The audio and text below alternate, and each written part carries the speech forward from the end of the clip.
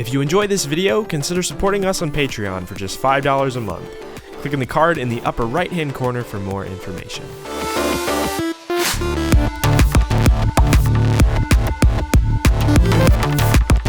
Hey guys, this is Julian Gray. This is the first video in this new studio. If you missed my moving vlog getting settled into this place, you can click on the link in the upper right hand corner right now to check that out. As you can see, the DSLR is back. The awesome high definition intros are back. I couldn't set it up in my old apartment because of my format. I had my couch behind my setup, so I really didn't have a place for a tripod, but now that I do, I can do this angle once again, so I have these awesome high resolution intros like I used to have. Let me know what you think of it in the comment section below. So today we're going to be taking a look at one of two remixes that I released over the course of the last 2 weeks. I released a remix of Attlas's song Half Light and Matt Fax's song The Wave.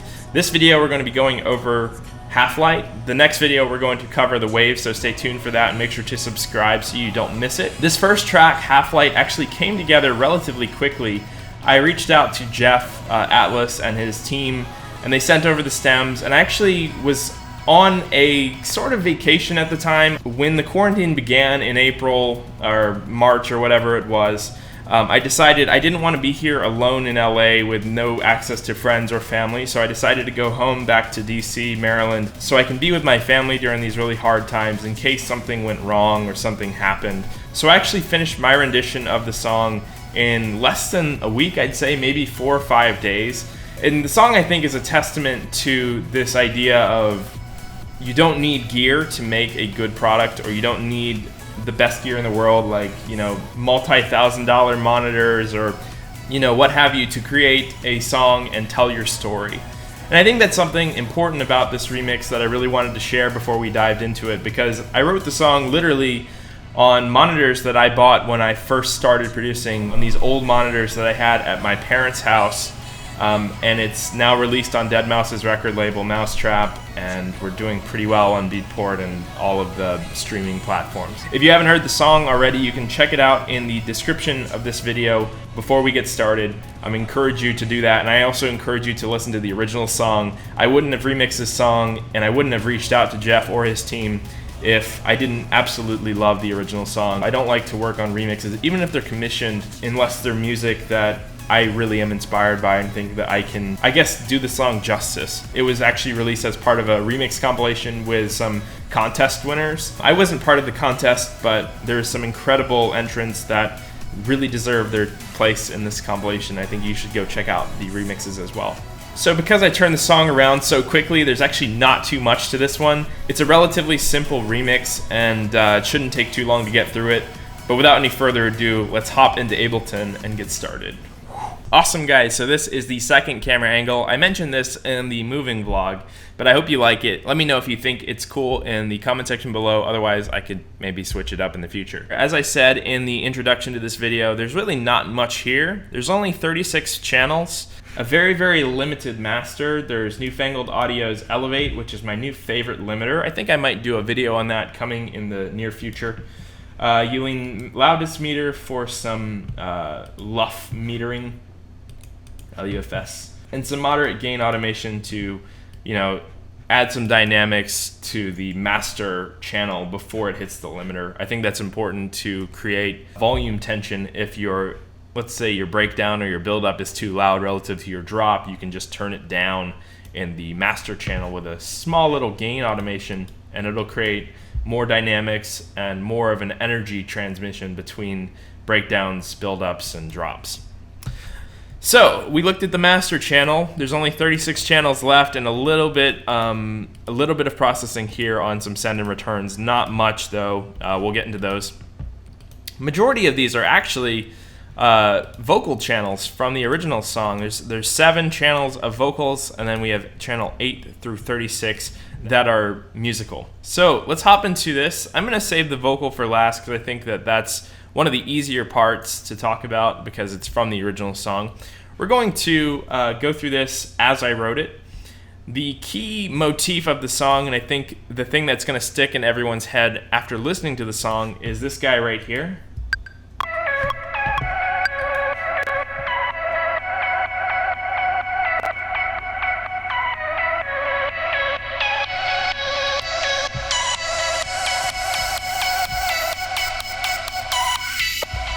give you a rough idea of how I created this, we took one of the vocals from the original song here. We grabbed one of the syllables, we froze it, and we stretched it by 2.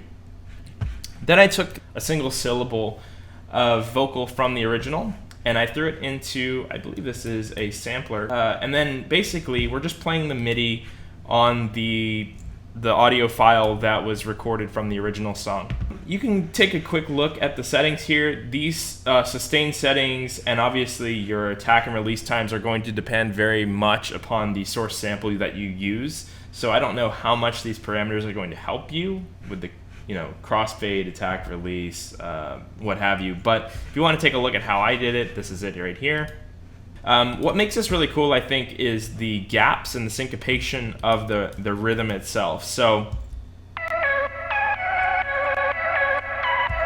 you notice how I don't hold the notes through. I kind of choose when to have a gap.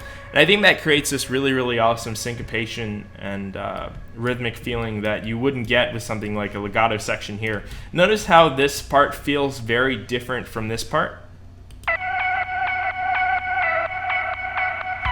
This part's very staggered and staccato. This part is almost like one big piece that's being re-triggered over and over, which is precisely what it is. Just keep that in mind when you're writing your melodies. I think that, that small bit of gap between these notes, whether you do it in MIDI or whether you do it with a release automation on your sound, you can get a lot of cool variance out of your melodies that way. One thing to note though is make sure that you have a sound that can support this short release time. If your sound has a long release tail, like let's say this long or even like this long or what have you, these little staccato gaps won't actually be apparent because the note will carry on into that gap. This is essentially a MIDI trigger for the note, so your release time is actually determining where it ends. With something like a sampler, it stops whenever you stop the MIDI note, but that doesn't apply to every sound, so make sure to be careful of that when you're choosing your sounds, if you're doing this in your own music. As for the writing here, it's pretty simple. We just have A sharp, G, D, and C. And essentially, we're just doing a syncopated 8th note pattern. It's really not that complicated. One thing to keep in mind when you're writing a melody is to keep in mind the idea of melodic symmetry. That's like what I like to call it. I don't know the official term for it, but essentially the idea of if I do this rhythm in the first bar, if I have my 8th note here, and then I have an 8th note here, and you notice where they're placed relative to the bar, I want to repeat that same pattern here. So you can see we have it start on the same place here as it did in the first bar, and then this one follows in the same place as it did in the first bar. And then this note here and here are the same. If I actually just drag this entire piece, you see how they line up? That's what I consider rhythmic symmetry or melodic symmetry or what have you. I don't know the correct term for that, but it's essentially taking the same musical rhythm and applying it to the next bar or the next phrase or motif and just switching the notes around. I think you get a really, really good musical result there where the rhythm will get stuck into your listener's head and then they can plug in the notes after the fact and you end up with this really earwormy melody. So yeah, so we have this cool little motif here that we repeat and then switch the notes around a bit, and then we do this cool stabby 8th note pluck. And then in the second bar, we do it even more staccato by doing that aforementioned MIDI shortening here. And then we hit the F and then the A, and that resolves nicely back to the A sharp. So that's our main melody here. We don't have too much on the sound itself. If you know anything about me or my music, I like to keep things as simple as possible. The simpler it is, the easier it is to get my musical ideas out there, the faster I can get them out there. And I think that when you get your music out fast and you're not dragged down by, a cumbersome workflow, or you're not grinding on something for a year, the faster you can get it out is the truest that musical idea is going to be to your initial thought, your initial gut reaction or creative feeling. And I think that that's important. If, for example, you work on a song for a year, on day 365, you're going to be very less inspired than you were on day 1. And that's kind of an extreme example of what I'm talking about. If I write a melody at minute 1, minute 60, the melody is going to be less inspiring to me than it was on minute 1. So if I can get in the most amount of information out of my head and onto the metaphorical canvas the fastest, that's when I find I get my best workout, because I'm not stressing over things and I'm not trying to focus on things. I just like to get a general idea out as fast as possible, and that comes with a minimalistic workflow, in my opinion. So as you can see, there's not much on this channel. We have an OTT. You can take a quick look at that. It's essentially adding some crunch to the top end, some delay, reverb, and then we have a compressor kind of flattening out the reverb and delay tails a bit, bringing them up to a similar level to our dry signal. And then we have a sidechain compressor adding the pump that you're familiar with in all progressive music. You have high pass and low passes, which create tension in transitions. So if I actually just expand this and I look at both of these guys, you'll notice that, you know, I kind of sweep out the bottom going into transitions and stuff, just so it kind of gives a little bit more energy transmission. It doesn't feel like a repeat of the same thing over and over again. And then I do a similar thing in this intro section here where I have the top end buried.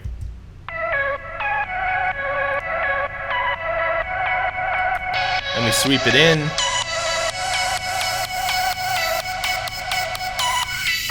And then we sweep out the bottom. Let's go from the top from here on out. That was the original melody idea, and if you've probably seen some of these other videos, I think I've mentioned in the past that I have this philosophy of, if you can't make a core melody that you can basically take your entire arrangement and push it down back onto just a piano, if you can't translate your entire arrangement back onto a solo piano player, the musical idea might not be strong enough to continue on. So I like to start my music by coming up with a really, really good melody. If I can get the melody right, then everything else around it is pretty much clockwork. It's really easy for me to, you know, add in a pad chord progression under a already written melody. It's easy for me to add drums and that sort of thing. But I think the most important piece of a musical puzzle is to create that melody that, if you simplify it down to its easiest form, its smallest form, a solo pianist, even like, you know, you can put it on a flute or a kazoo or something like that that is only single voice. If you can get a top line hook or melody or something like that, or a motif for that matter, that will stick in your head and actually mean something to you, that's where you know that you have a good solid start. And I think that that's really important, and something that a lot of people don't account for. They often write the melody later. I actually don't write a song unless I can come up with a good melody. So I thought it was important to discuss that first, and then we can start breaking down everything else that's in here. We can go through here and take a quick look at these things. I think this is a riser in that build-up section.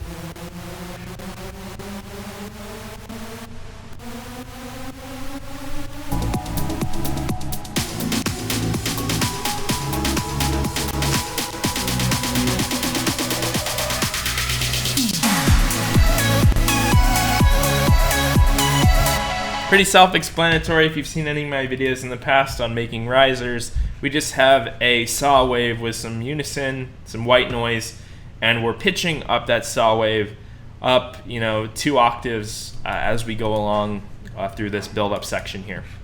Some auto pan that gets automated as the build-up goes through, the rate of automation as well, reverb, delay, compressor, sidechaining, and then we have, again, that aforementioned high-pass filter. Okay, let's take a look at our first bass. This is just essentially a legato bass sound. It's nothing more than a Reese bass. Let's go ahead and play it.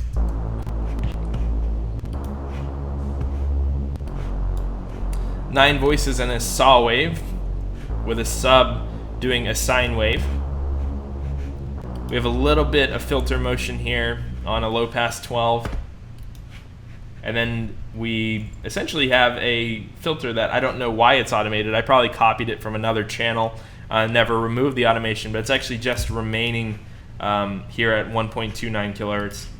Not too complicated, just a basic Reese sound.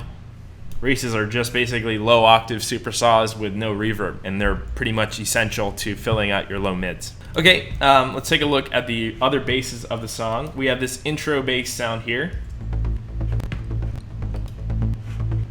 And it's essentially a basic pluck sound with 9 voice unisons, saw wave, another saw wave up an octave with 10 unison. Low frequency oscillator just controlling the cutoff of our low pass filter. It's a 16th note, really pretty quick there with a little bit of distortion in serum. And a very, very subtle EQ curve here. We're only boosting up to like 3.5, maybe 3.3 decibels at the most. Really, really not aggressive. We're not doing too much. We're just adding a little bit of crunch on the top. The chord progression itself is just the basic chord progression of the song fundamentally. It's interesting here in the beginning, we're holding this A through, kind of droning it through to create some tension before the song starts. Let me go ahead and play this for you.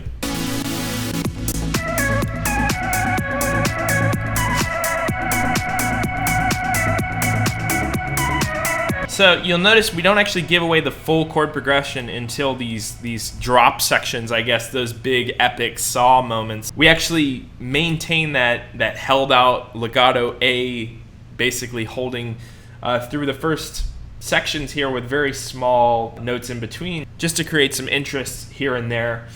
And what this does is it really prepares the listener for something else coming. It's creating this tension because we're not giving the full chord progression in the bass. We're only giving it or implying it in the melodics up top. We can check out the drop bass and the bass used in those big epic sections.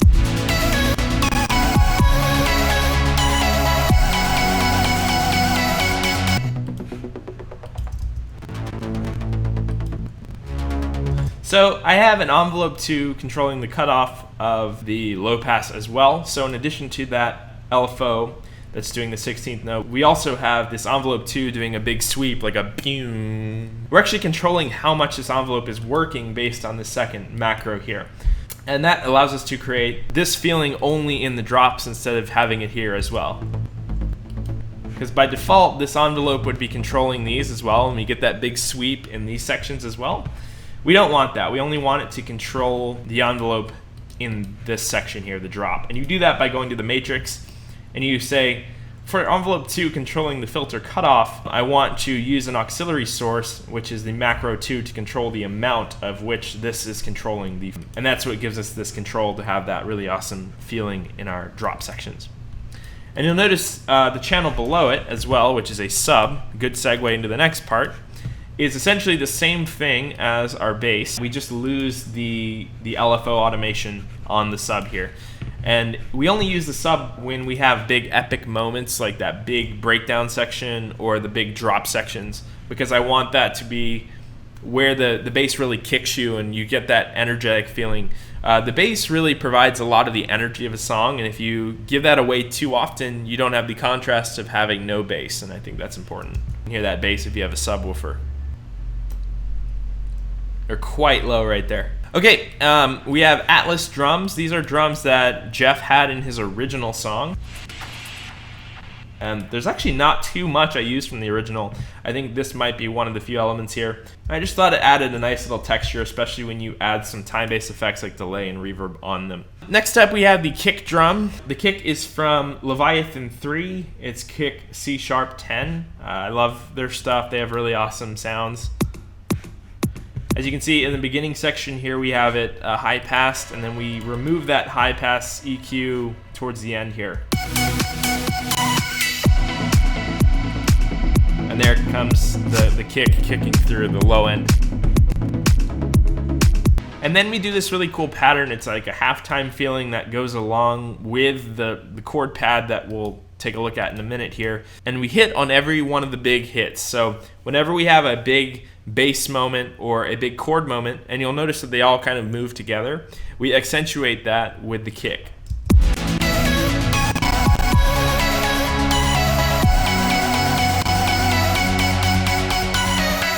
Cool. And then obviously we have our for the floor kick drums for the drop sections. Pretty self-explanatory there. We have reverse kick drums, which basically sweep into the kick to add in some nice motion in the bottom.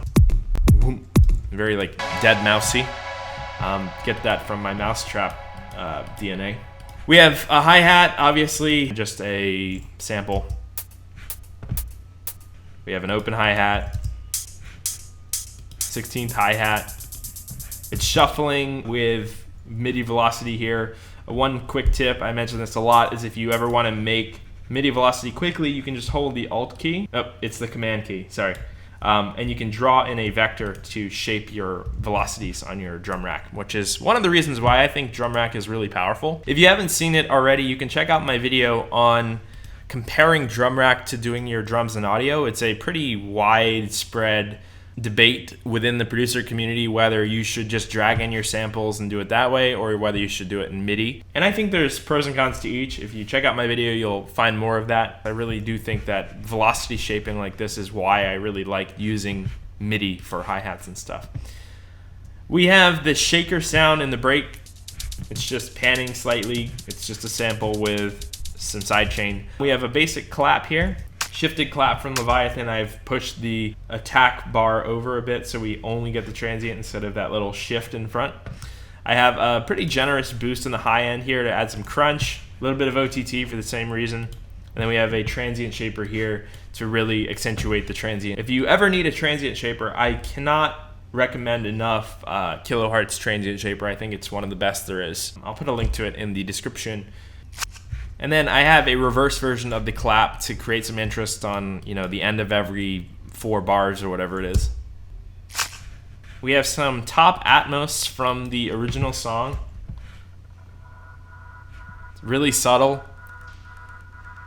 Just this cool atmospheric layer I use in a few spots in the song.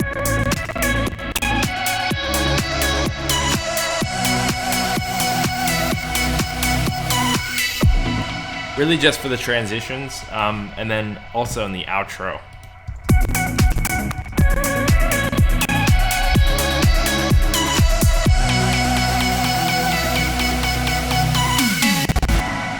You can hear it as a slight layer in there. Okay, then we have this guy right here, which is another Attlas-esque percussion sound that I use in the transitions, like before.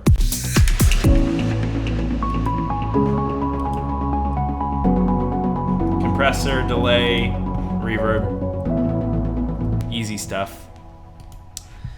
Then we have some build-up effects. This is all pretty self-explanatory too. We have some drums from Attlas himself. And then we do a similar thing on a clap. Some reverb. And you'll notice for these elements, we're actually just reducing the reverb as we go here to really dry it out. When you push something back in the mix with some reverb, when you remove the reverb and it becomes very dry and raw, it creates this effect of something coming from the distance towards you or coming from the background into the foreground. And I use that a lot in my music. I like to push things way back and bring them into the foreground where, you know, there's no room for reverb. If you think of this in terms of like real life, you might have somebody talking to you right in your ear. It's a very dry signal. And as they go further away, you start to low pass. You start to drop off all the high frequencies and that crispness, and you start to replace that with reverb and space. So I like to kind of emulate that in my music here. That's what you see right here. Okay, we have a crash sound, which is used in the build-ups. Again, pretty self-explanatory, just a sample doing a quarter note. We have a pan, an OTT for some high crunch, and we have a little bit of reverb. Really easy stuff. Let's hear that in the mix.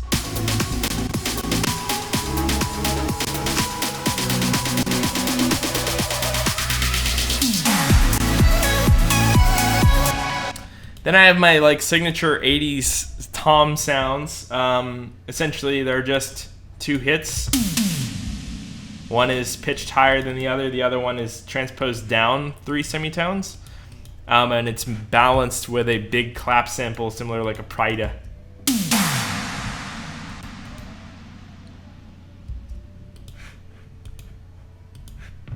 So now we can get to the real meat and potatoes of the song here. We have the piano parts and we have the chord pad, which are the two biggest melodic elements, I guess, aside from the core melody that we've already discussed in the song.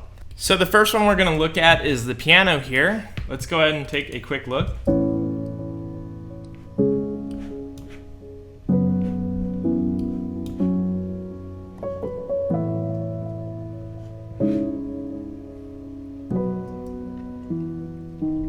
So these are like big open chords. I don't know if there was any rhyme or reason to these. I kind of used my harmonic ear to really fish these notes out.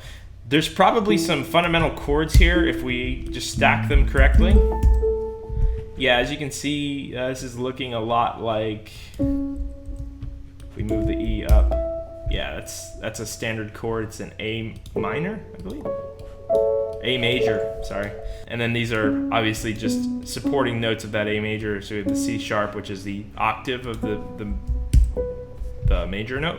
And then we have this B, which is a suspended note, suspended 2. But it's just a weird inversion of, I guess, an A major suspended 2. And we end up with this. And that's basically kind of the the way to describe all of these chords. They're kind of weird inversions of normal chords that basically I came up with the chord progression and I just placed the notes in a random way that gives us this really weird open voicing. But it sounds very beautiful and clear and transparent, and I think that was important to convey.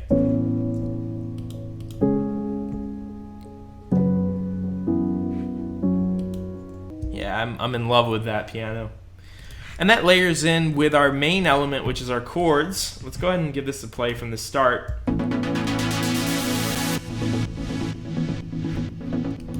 Beautiful progressive pluck.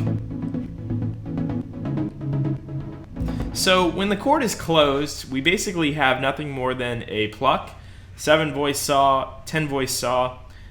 One is fine-tuned up 24 to give it a little bit of a more organic feeling than just having it perfectly in pitch. And then I have a cutoff filter mod that's being controlled by a LFO here. So it's doing a 16th note LFO on the cutoff filter. It's not moving very much, so it's creating that really soft progressive feeling. It's kind of like, I guess I'd say like Audion or Artie or those kind of artists.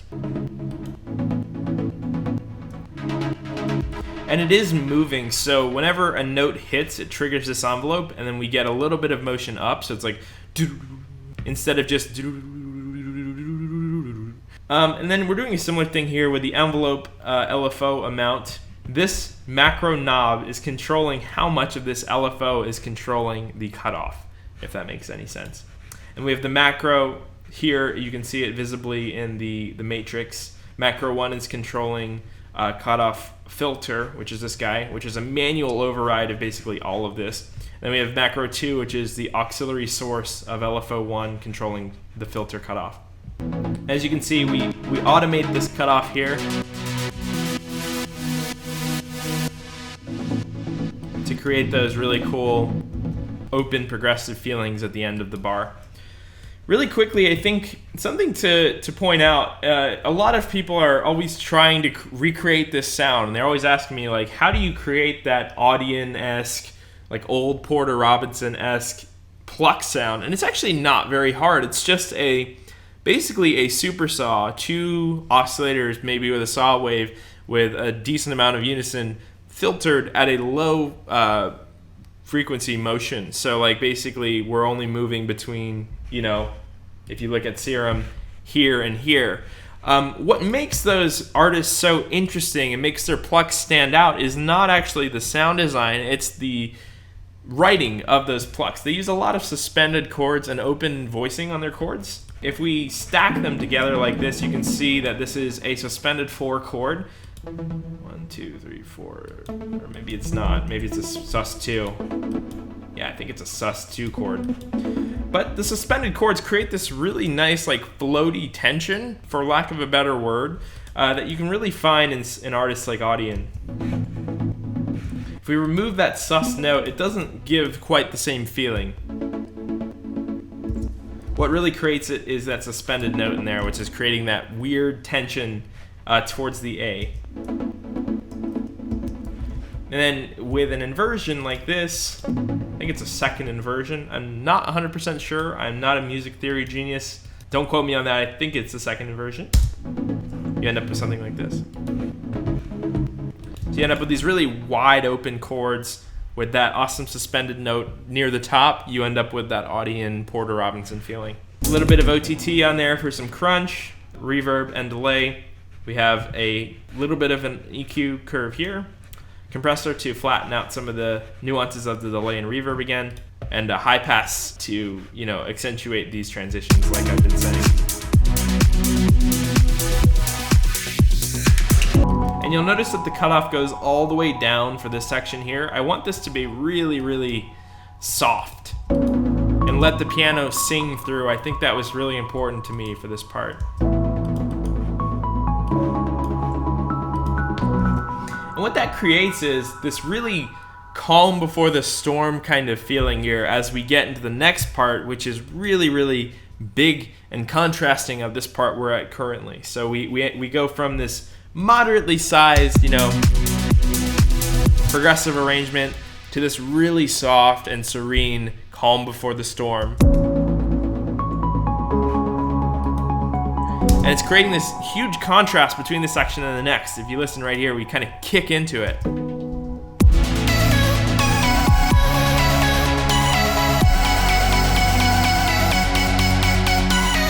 And then as you can see, we open up the cutoff here so that this part feels bigger. When you reveal all those high frequencies, you start to bring the perception closer into the foreground instead of pushing it back where it was with the low pass filter. So there's that guy. I have already went over the effects on there. That's pretty much the melodic bread and butter of the song here. Let's go ahead and take a look at this impact. Again, really simple. I just wanted something subby, low end, that could accentuate those kicks. As you can see the kicks here, we kind of follow that pattern loosely with our impacts.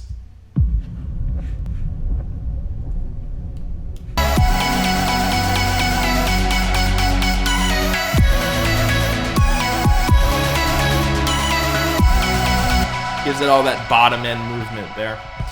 So we've already looked at the lead. Let's take a look at what this is. Just a small little clip of the vocal to lead you into the drop.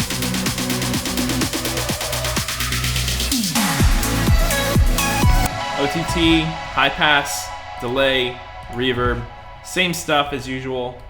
It's a Julian Gray secret, just really, really simple, minimalistic writing style with a focus on melody and conveying your story melodically instead. I think that's the number one takeaway from my writing style, I guess, is that you really don't need to overdo your sound design, your mixing, your processing. You don't have to overthink all of that.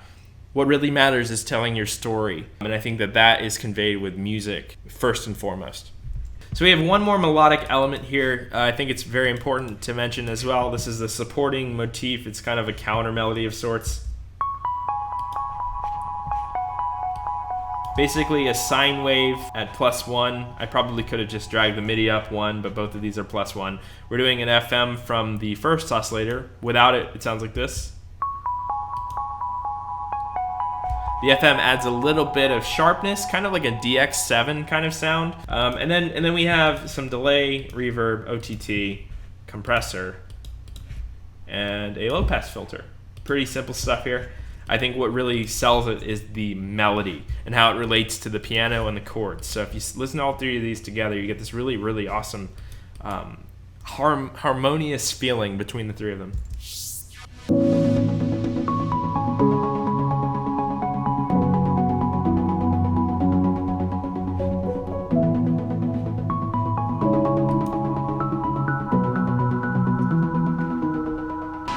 And you'll notice that they all kind of move together, and that kind of goes back to that idea of musical symmetry in a way. When this chord pad moves, move it in the bass and move it in the piano and move it in everything else as well, and I think you end up with this really nice consolidated piece of music instead of having a lot of separate pieces. Kind of like in a rock band where you'd have multiple musicians kind of following each other's cues. And always being right on the change when the next musician is changing. So like if the bass player changes notes, guitarist and the rhythm guitarist and the singer all change notes as well. Okay, then we have this lead sound. Again, if we just introduce that back in with the rest of them, we end up with this really incredible melodic section.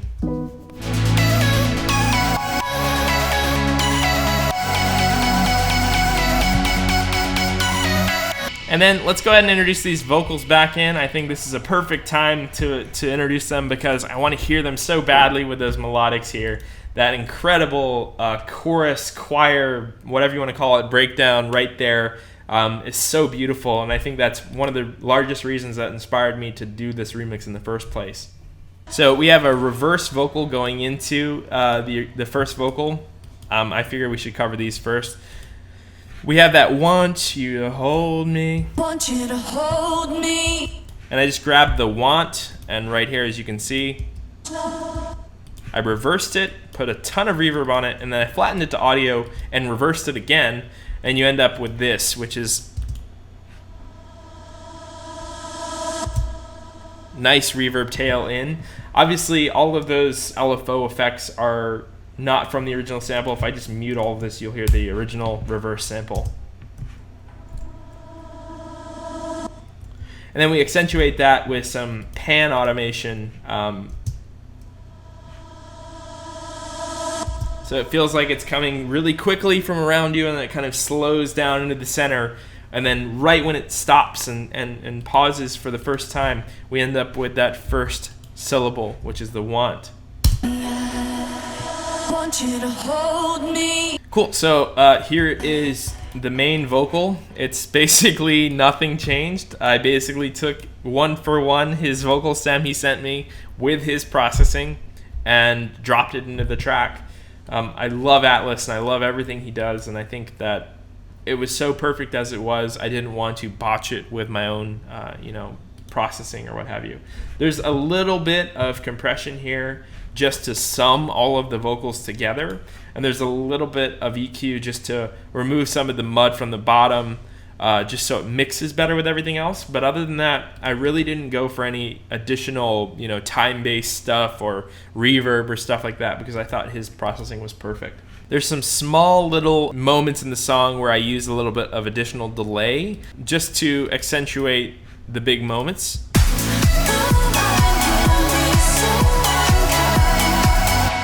You can hear the delay, it's almost like a slap back delay. It's hitting the wall and hitting you back. It's almost like one beat late.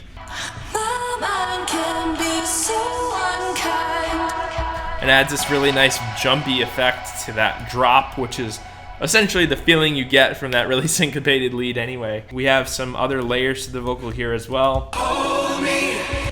The biggest moment of the song, I believe, is when this choir comes in and you get that huge harmonic blast of a section right here. Want you to hold me in the headlight.